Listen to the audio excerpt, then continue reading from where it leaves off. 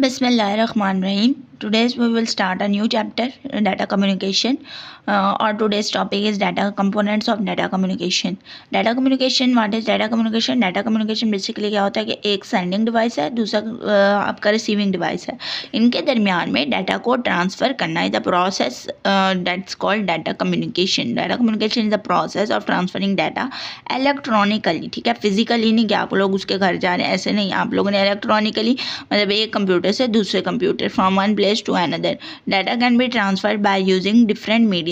Data को काफ़ी mediums इस्तेमाल करके ट्रांसमिट किया जाता है. मीडियम किसे कहते हैं? ज़रिए को.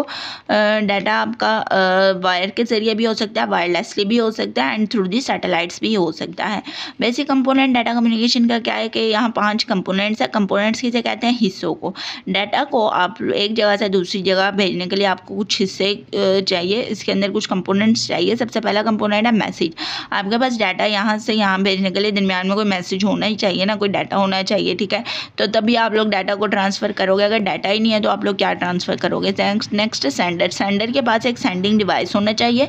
दूसरा रिसीवर, कोई ना कोई आपका रिसीवर होना चाहिए, और उसके पास एक रिसीविंग डिवाइस भी होना चाहिए. Transmission medium. ट्रांसमिशन मीडियम दरमियान की डाटा कम्युनिकेशन करने का कोई दरमियान का ज़रिया होता है जो एक कंप्यूटर को दूसरे कंप्यूटर से जोड़ा होता है. यहाँ पे जो ट्रांसमिशन मीडियम है वो वायर है. आप लोग वायरलेस कनेक्शन भी इस्तेमाल कर सकते हैं, एंड थ्रू दी सैटेलाइट भी. Encoder and decoder. Encoder and decoder को देख लेते हैं. इनकोडर क्या होता है कि जब आपका डाटा सेंडिंग डिवाइस से बाहर आता है तो वो इनकोड हो जाता है. इनकोड क्या किसे कहते हैं? इनकोड इट्स ट्रांसमिशन मीडियम पे ट्रैवल करने के लिए डाटा को इनकोड कर दिया जाता है. इनकोडिंग या इनकोड किसे कहते हैं? दोनों एक ही लफ्ज़ है, इनकोडिंग और इनकोड. इनकोडिंग किसे कहते हैं? इनकोडिंग एक ऐसे प्रोसेस को कहते हैं जिसमें डाटा बाइनरी फॉर्म में कन्वर्ट हो जाता है, मतलब 0-1 फॉर्म में. अगर आप लोगों ने हेलो भेजा तो वो हेलो भी आपका 0-1 फॉर्म में कन्वर्ट हो जाएगा, उसे आप इनकोडिंग कहते हैं. ठीक है, अब डाटा जो है वो आपका ट्रांसमिशन मीडियम पे इनकोड होकर ट्रैवल होता है. जब ये रिसीवर साइड के ऊपर पहुंचता है तो इस इनकोडेड डाटा को डिकोड किया जाता है, जिसे डिकोडिंग भी कहते हैं. डिकोडिंग एक ऐसा प्रोसेस है जिसके अंदर आप उस डाटा को, बाइनरी फॉर्म डाटा को ओरिजिनल फॉर्म के अंदर कन्वर्ट करते हो. ठीक है, और ये इनकोडिंग करता कौन है? इनकोडर. एंड डिकोडिंग कौन करता है? डिकोडर. तो आप लोगों को इनकोडिंग और डिकोडर भी चाहिए कम्युनिकेशन कंपोनेंट्स के अंदर. होप सो आप लोग को समझ आ गई हो. कंपोनेंट्स को डिटेल में देखना है. सबसे पहले मैसेज आपका कोई भी ऐसा डाटा और इन्फॉर्मेशन हो सकती है जिसे आप कम्युनिकेट करना चाहते हो, जिससे ये टेक्स्ट भी हो सकता है, number, picture, sound, audio, video, कुछ भी हो सकता है, या इनका कॉम्बिनेशन भी हो सकता है.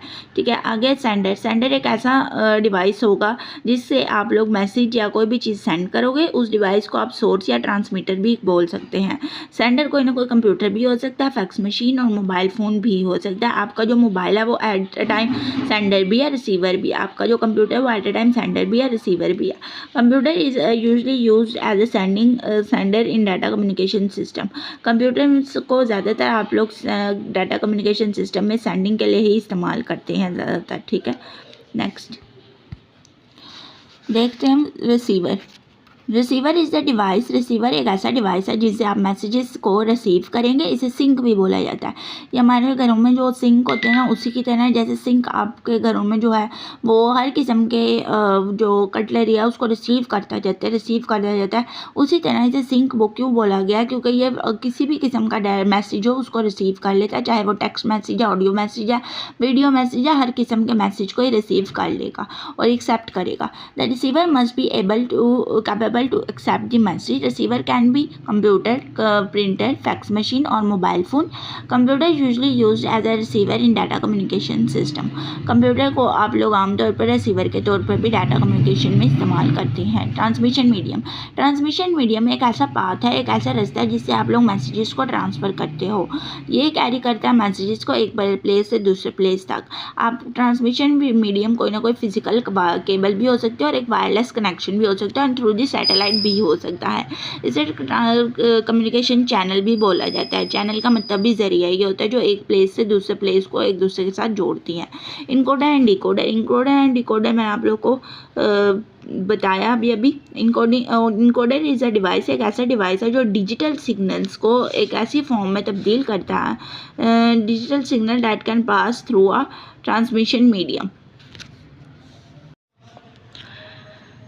डाटा को डिजिटल सिग्नल्स के अंदर इनकोडर जो है वो कन्वर्ट कर देता है। डिजिटल सिग्नल्स किसको कहते हैं हम लोग, 0-1 के फॉर्म में जो आप लोग के पास बाइनरी होती है उसको हम डिजिटल सिग्नल्स कहते हैं, ठीक है। That can pass through a transmission medium, ताकि वो ट्रांसमिशन मीडियम से पास हो सके। Decoder is a device that convert encoded signal into digital form. Decoder एक ऐसा डिवाइस है जो कि उन इनकोडेड मतलब डिजिटल सिग्नल्स को डिजिटल फॉर्म के अंदर कन्वर्ट करता है। डिजिटल फॉर्म का किसे कहते हैं कि आप लोग को स्क्रीन के ऊपर जो टेक्स्ट आपको लिखा आता है ना उसको डिजिटल फॉर्म कहते हैं। The receiver can understand the digital form of message. Receiver को पता होता है कि मैसेज की डिजिटल फॉर्म कौन सी है, मतलब आपका मैसेज अल्फ़ाबेट्स के अंदर है, डिजिट्स के अंदर है या फिर उर्दू अल्फाजों में है। तो जिस भी अल्फाज में होता है तो रिसीवर उसके अकॉर्डिंगली उसको डिकोड कर देता है। Sender and receiver can not communicate successfully without decoder and encoder, ठीक है। सेंडर और रिसीवर के बाद डिकोडर और इनकोडर लाजमी होने चाहिए, वरना डाटा ट्रांसमिशन मीडियम के ऊपर ट्रैवल ही नहीं कर पाएगा। नेक्स्ट है सिग्नल। सिग्नल क्या होता है? सिग्नल एक इलेक्ट्रोमैग्नेटिक और लाइट वेव है दैट रिप्रेजेंट अ डाटा, जो कि डाटा को रिप्रेजेंट करती है। Signal are use to transfer data from one device to another through communication medium. अब ये जो डाटा कम्युनिकेशन मीडियम के अंदर आपका फ्लो हो रहा है ना वो सिग्नल से होता है, ठीक है। और सिग्नल्स कौन से होते हैं? इलेक्ट्रोमैग्नेटिक या तो लाइट वेव, ठीक है। दो टाइप्स होती है सिग्नल्स की, डिजिटल सिग्नल्स और analog signals. Digital signal sequence होता है वोल्टेजेस का रिप्रेजेंट इन बाइनरी फॉर्म। अगर तो आप लोगों की वोल्टेज इलेक्ट्रिक पल्सेस ऑन है तो आप लोगों का ट्रांसमिट होता है 1, और अगर इलेक्ट्रिक पल्सेस ऑफ हैं तो ट्रांसमिट होता है 0, ठीक है। मतलब अगर जब आप लोग का ट्रांसमीटर के ऊपर मतलब कम्युनिकेशन मीडियम के ऊपर कोई भी डाटा ट्रैवल नहीं करता ना तो आपका ऑफ ही कंसीडर होता है। बार बार 0 जाए जा रहे होते हैं तो ये ऑफ ही कंसीडर होता है। बट जब कोई डाटा ट्रैवल करता है तो 0-1 का कॉम्बिनेशन आ रहा होता है, ठीक है। तो वो आपकी ऑन इलेक्ट्रिक पल्सेस होती हैं। दिस सिग्नल्स और इन डिस्क्रीट फॉर्म, वो कहते हैं डिस्क्रीट फॉर्म में होती है। सिग्नल डिस्क्रीट फॉर्म में होता है। डिस्क्रीट फॉर्म का क्या मतलब है कि इनमें उतार चढ़ाव हो रहा होता है, कभी 1 कभी 0, कभी 1 कभी 0, या मुस्तकिल जो है वो 1 नहीं आते या मुस्तकिल सिग्नल्स नहीं आते, इनमें उतार चढ़ाव होता रहता है। डिजिटल सिग्नल और faster and efficient. Digital signal fast होते हैं, एफिशिएंट होते हैं, लो एरर रेट, इसमें ज़्यादा एरर नहीं होता, हाई डाटा ट्रांसमिशन रेट देते हैं, हाई क्वालिटी फास्ट ट्रांसमिशन देते हैं, ठीक है। तो एक लिहाज से डिजिटल सिग्नल ही आजकल के आपके मोबाइल्स में इस्तेमाल हो रहा है। All data communication between computer is in digital form. Computer understand and work only in digital form. Figures represent a high voltage one and low voltage. अब यहाँ पे जो फिगर्स है ना वो आपका क्या है कि ये ऊपर की तरफ जो वोल्टेजेस हैं ये आप लोग को पॉजिटिव पल्सेस नज़र आ रही हैं कि पॉजिटिव पल्सेस जब आपकी आती है ना ऊपर की तरफ वोल्टेज हो जाती है, और ऊपर की तरफ वोल्टेज क्या प्रेजेंट करती है 1, और जब नेगेटिव पल्स आ रही होती है ना तो वोल्टेज नीचे की तरफ हो जाती है और वो क्या रिप्रेजेंट करती है 0, ठीक है। देन ये फिर से ऊपर की तरफ गई और फिर 1 और फिर ये आप लोगों का टाइम है कि एक टाइम के अंदर अब यहाँ पे एक फॉर एग्जांपल 1 सेकंड है आपका टाइम, ठीक है। तो 1 सेकंड के अंदर 1 सेकंड में 1 2 3 4 डाटा 4 जो है ना बिट्स आपकी ट्रांसमिट हुई हैं, ठीक है। और ये आपकी एक साइकिल है, एक साइकिल जो है आपकी वो 1 पे थी, ठीक है। सिंगल वैल्यू ट्रांसमिट की है एक साइकिल ने, तो इस तरह इसको रीड किया जाता है। जो आपको डिजिटल सिग्नल की समझ आ गई हो। नेक्स्ट देखते हैं। Next, analog signal. Analog signal is a continuous electrical signal in the form of wave. The wave is known as carrier wave. Telephone line is mostly commonly used media for analog transmission of data, light, sound, radio, microwave, और also example of analog signals. Analog signals क्या किसे कहते हैं? जब आप लोग digital signals के अंदर जब आप लोग वायरलेस कनेक्शन इस्तेमाल कर रहे होते हो ना तो आप लोग के सिग्नल्स वीक होते जाते हैं, कभी स्ट्रॉन्ग होते जाते हैं। बट अगर आप लोग एनालॉग सिग्नल्स इस्तेमाल कर रहे हो ना, जैसे कि आप लोग की टेलीफोन लाइन्स के अंदर होते हैं और टेलीविजन के ऊपर भी शो होते हैं, तो जब आप एनालॉग सिग्नल इस्तेमाल करते हो ना तो सिग्नल्स आपके कॉन्टीन्यूस होते हैं, डिस्क्रीट नहीं होते। डिस्क्रीट का क्या मतलब है? गैर मुस्तकिल। बट कॉन्टीन्यूस का क्या मतलब है? गैर मुस्तकिल, ठीक है। मुस्तकिल सिग्नल्स आपके आ रहे होते हैं। अब इन मुस्तकिल सिग्नल्स के अंदर भी उतार चढ़ाव होता रहता है। ये एग्जांपल है आपके एनालॉग सिग्नल्स की। ये लाइट के अंदर भी होते हैं, साउंड आप लोग जब कंप्यूटर में एंटर करते हैं तो उसमें भी होते हैं। रेडियो माइक्रोवेव्स के अंदर भी डिजिटल एनालॉग सिग्नल देखे जा सकते हैं। एनालॉग सिग्नल्स को आपकी वेव्स को आप लोग कैरियर वेव भी बोल सकते हैं। नेक्स्ट है characteristics of analog signals. Frequency किसे कहते हैं ना, number of times a wave repeats during a specific time interval is known as frequency. कहते हैं कि आपकी एक ही वेव है और एक वेव ने कितने नंबर ऑफ टाइम्स अपने आप को रिपीट किया है, ठीक है, during a specific time period. For example यहाँ से लेके यहाँ तक का टाइम 1 सेकेंड है, तो एक स्पेसिफिक टाइम पीरियड के अंदर ये जो आपकी वेव है वो कितनी दफ़ा, तो इसे हम फ्रिक्वेंसी बोलेंगे। एक वेव कितनी दफ़ा अपने मूव्स चेंज कर रही है। देखो 1 2 3 4 5 6 7 8, तो इसकी फ्रिक्वेंसी 8 होगी, ठीक है। तो आप लोग को फ्रिक्वेंसी की समझ आ गई हो। आगे एम्पलीट्यूड कहते हैं कि वेव की हाइट कितने तक जाएगी। यहाँ पे तो सारी वेव्स की हाइट एक ही है, बट इन केस कभी कभार ऐसा भी होता है कि यूँ आपका वेव्स बनी होती हैं, ठीक है। तो वेव्स की हाइट इस तरह इस किस्म में भी जा सकती है। तो इसे कहते हैं कि height of wave with in given period of time is called amplitude. इसे हम लोग एम्पलीट्यूड कहते हैं कि एक वेव की कितनी हाइट है, ठीक है। तो आगे मूव करते हैं। Different types of different data types with example. अलग अलग टाइप्स का डाटा होता है और उसको स्टोर करने के लिए अलग अलग डाटा टाइप्स होती हैं। सबसे पहले टेक्स्ट एक ऐसी डाटा टाइप है जो कि आपके वर्ड्स, सेंटेंसेज एंड पैराग्राफ्स को पे कंसिस्ट करती है, ठीक है। Text processing refers to the ability to manipulate words, lines and pages. Text is normally stored and ASCII code without formatting. Text को ज़्यादातर आस्की कोड्स के अंदर ही जो है वो स्टोर किया जाता है विदाउट फॉर्मेटिंग। फॉर एग्जांपल से आप लोगों ने अगर उस्मान खलील को बोल्ड किया हुआ ना, तो बोल्ड आपका स्टोर नहीं होगा, आपका सिर्फ उस्मान खलील आपका आस्की कोड के अंदर ट्रांसफ़र होगा, ठीक है। यहाँ पे जो ए है इसकी 64 वैल्यू है आस्की के अंदर, तो वो आपकी स्टोर होगी, ठीक है। यू की भी कुछ वैल्यू होगी, एस की भी, एम की भी, तो उस तरह वो आस्की कोड के अंदर स्टोर होगा, ठीक है, बट विदाउट फॉर्मेटिंग किसे कहते हैं कि आप लोग कोई स्टाइल इसके ऊपर अगर अप्लाई करोगे, फॉर एग्जांपल आपने इसे बोल्ड किया या इटैलिक किया, तो वो आपका स्टोर नहीं होगा, ठीक है।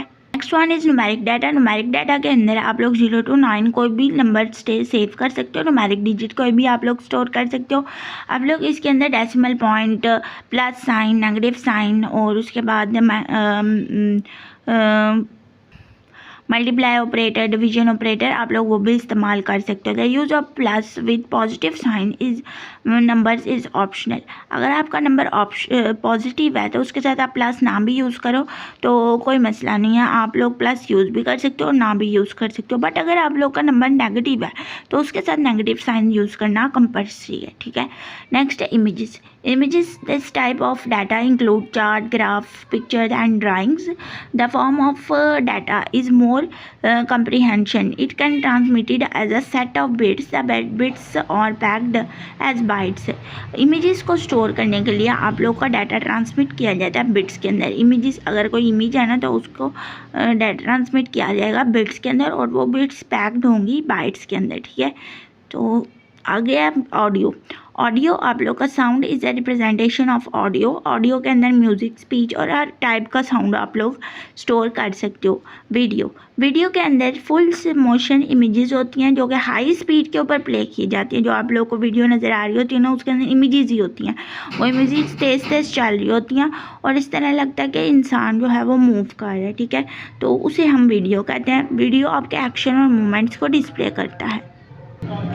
नेक्स्ट है डाटा को कंप्यूटर में रिप्रेजेंट कैसे किया जाता है। Data works with binary numbers. Data binary number के साथ वर्क करता है, तो डाटा को कंप्यूटर में रिप्रेजेंट भी बाइनरी नंबर्स के साथ ही किया जाता है, 0 1 के साथ। Data inside the computer is represented as electric pulses. The binary 1 indicate the presence of pulses and 0 indicate the absence of pulses.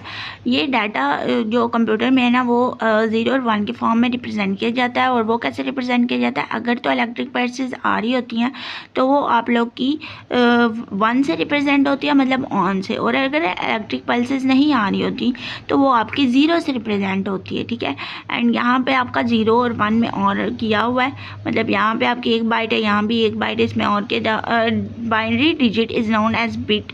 Binary digit को आप बिट कहते हैं। ये बिट और बाइट हम लोगों ने पिछले चैप्टर में पढ़ा हुआ है। इसकी एब्रिविएशन होती है बाइनरी डिजिट। BI जो है वो बाइनरी का है एंड T जो है वो डिजिट का है। ये स्मॉलेस्ट यूनिट होता है मेमोरी का। इसकी 4 बिट्स की कलेक्शन को हम निबल कहते हैं, ठीक है। और 8 बिट की कलेक्शन को हम बाइट कहते हैं। ये सब हमने पिछले चैप्टर में पढ़ा हुआ है। एक बाइट को हम लोग single character, as a single character आप लोग एक बाइट को स्टोर कर सकते हैं। नेक्स्ट टॉपिक है हमारा इनकोडिंग का, डाटा इनकोडिंग। डाटा इनकोडिंग मैंने पीछे आपको इनकोडिंग का वर्क बताया था। इनकोडिंग किसे कहते हैं, the process of converting data into binary form. Data को कन्वर्ट किया जाता है बाइनरी फॉर्म में, उसे हम लोग इनकोडिंग कहते हैं। कंप्यूटर क्योंकि बाइनरी फॉर्म नंबर्स पर ही वर्क करता है, it stores all type of data in form in binary digit. हर टाइप के डाटा को बाइनरी डिजिट के अंदर ही कन्वर्ट किया जाता है। Data is converted to binary digit before it is stored inside the computer. इस प्रोसेस को इनकोडिंग कहते हैं। Data can be converted into binary digit from different coding sequence. अब ऐसे ही नहीं डाटा को कन्वर्ट कर दिया जाता है, कुछ कोडिंग सीक्वेंस होते हैं जिसको देखते हुए डाटा को बाइनरी डिजिट्स में कन्वर्ट किया जाता है। सबसे पहला कोडिंग सीक्वेंस है, ये लॉन्ग क्वेश्चन है आपका, ठीक है, और ये इंपॉर्टेंट भी है। सबसे पहले आपका कोडिंग सीक्वेंस कौन सा है, वो है BCD code. BCD code stand for binary coded decimal. ये 4 बिट कोड है। इसका it means that each decimal digit is represented by 4 binary digits. It was used by early computer. ये बहुत पहले कंप्यूटर्स में इस्तेमाल होता था, लाइक फर्स्ट जनरेशन कंप्यूटर। और ये कंप्यूटर सिर्फ ये जो कोड है वो सिर्फ आपकी 4 बिट्स में डाटा को स्टोर करते थे। फॉर एग्जांपल A की वैल्यू अगर आपकी है तो 1010 के अंदर ही स्टोर करेगा, उससे ज़्यादा एक डिजिट भी ये ऊपर नहीं लेके जाता था। आगे ABCD का आपका stand for extended binary coded decimal interchange code. It is 8 bit code. अब ये 8 बिट कोड होते थे, ये नॉर्मली मेन फ्रेम कंप्यूटर में होता है, पर्सनल कंप्यूटर्स में बहुत कम होता है, बल्कि होता ही नहीं है, ठीक है। तो ये रिप्रेजेंट करते हैं 256 कैरेक्टर्स को। आप लोग 256 कैरेक्टर्स को अपना बाइनरी के अंदर आराम से चेंज कर सकते थे, ठीक है। नेक्स्ट वन है ANSI। ANSI आपका अभी पर्सनल कंप्यूटर्स में, हर पर्सनल कंप्यूटर में ये सीक्वेंस स्कीम जो है वो यूज़ होती है। ये इसका stand for America standard code for information interchange. It was publish in 1968 by ANSI। इसे ANSI ने 1968 में बनाया था। ये मोस्ट वाइडली यूज़ होने वाली कोडिंग स्कीम है पर्सनल कंप्यूटर्स में। ये 7 बिट कोड है, मतलब 7 आपकी जो कोड्स है ना वो 7 ही होती है। 1 2 3 4 5 6 7 7 बिट कोड 128 करैक्टर्स को सपोर्ट करते थे, जो कि ग्राफिकल करैक्टर्स के लिए इनफ नहीं थे, ठीक है। ग्राफिकल करैक्टर्स को रिप्रेजेंट करने के लिए ये इनफ नहीं थे। ग्राफिकल करैक्टर्स मतलब इमेजेस एंड वीडियोस वगैरह को रिप्रेजेंट करने के लिए इनफ नहीं थे। फिर उसके बाद इसने 256 कोड्स का 8 बिट कोड निकाला, 256 करैक्टर को, जो कि सपोर्ट करता था। अब जो सा चल रहा है ना वो 8 बिट कोड्स ही चल रहा है। The extended 128 unique codes represent graphic symbols. और जो एक्सटेंडेड कोडिंग थी, लाइक पहले 7 था और अब इन्होंने एक एक्सटेंड कर दिया। जो एक्सटेंडेड था ना वो ग्राफिकल सिंबल्स को रिप्रेजेंट कर सकता था, ठीक है। तो यहाँ पे उन्होंने बताया कि ये टोटल 8 उसने कोड्स के अंदर इसको तब्दील किया हुआ है। और वो किस में आप लोग का इक्वल आता है 4, मतलब 4 को अगर आप बाइनरी में करोगे तो 1101 आएगा। बट 8 बिट्स पूरी करनी थी तो 2 आगे की तरफ लगाई और 2 पीछे की तरफ लगाई। एंड अगर आप EBCD के अंदर इसको करोगे तो उसके अंदर देखिए बाइनरी अलग आई है, तो अलग कोडिंग स्कीम अलग बाइनरी देती हैं, ठीक है। लास्ट वन है यूनिकोड। यूनिकोड एक 16 बिट कोड था, ये रिप्रेजेंट करता है, ये सबसे ज़्यादा हाई जो है ना वो बिट कोड है। ये रिप्रेजेंट करता है 65536 कैरेक्टर्स को। Started to replace ASCII code. ये आजकल लोग इसको ज़्यादा इस्तेमाल करना स्टार्ट हो गया है। ये आस्की कोड्स को रिप्लेस करता जा रहा है, ठीक है, बट ये अभी भी पूरे वर्ल्ड के अंदर इतना फेमस नहीं है। It can represent the character of all languages in the world. आपकी पूरी दुनिया में जितनी भी लैंग्वेजेस हैं उन सबको ये रिप्रेजेंट कर सकता है 01 के अंदर, ठीक है। बट आजकल इसको ज़्यादा यूज़, मतलब ये नई टेक्नोलॉजी है तो ज़्यादा लोगों का रुझान इसकी तरफ अभी नहीं है, ज़्यादा लोग आस्की ही अभी यूज़ कर रहे हैं। होप सो आप लोगों को आज का लेक्चर समझ आ गया हो। थैंक यू, अल्लाह हाफिज़।